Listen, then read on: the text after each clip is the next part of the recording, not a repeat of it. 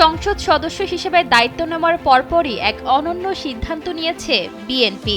দলটির নবনির্বাচিত সংসদ সদস্যরা সরকারি সুযোগ সুবিধার আওতায় থাকা শুল্কমুক্ত গাড়ি এবং সরকারি প্লট না নেওয়ার ঘোষণা দিয়েছেন। দলটি মনে করে জনগণের ট্যাক্সের টাকায় বিলাসী সুবিধা বর্জন করে তারা এক অনন্য নতুন দৃষ্টান্ত স্থাপন করতে চান। বিএনপির পক্ষ থেকে জানানো হয়েছে, সাধারণ মানুষের অর্থনৈতিক অবস্থা এবং জনগণের প্রতি দায়বদ্ধতা থেকেই তারা শুল্কমুক্ত গাড়ি এবং প্লট নেওয়ার মতো আর্থিক সুবিধাগুলো থেকে দূরে থাকার সিদ্ধান্ত নিয়েছেন। সংসদীয় দলের এই সিদ্ধান্তে এমপিদের মাঝে ইতিবাচক সাড়া দেখা গেছে।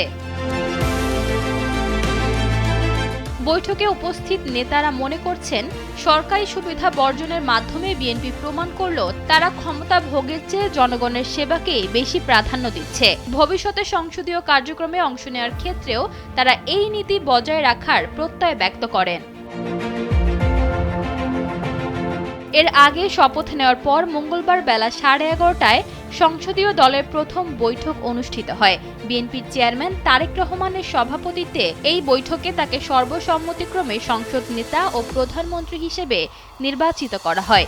বিএনপির মিডিয়া সেল থেকে সাইরুল কবির খান এসব তথ্য নিশ্চিত করেছেন।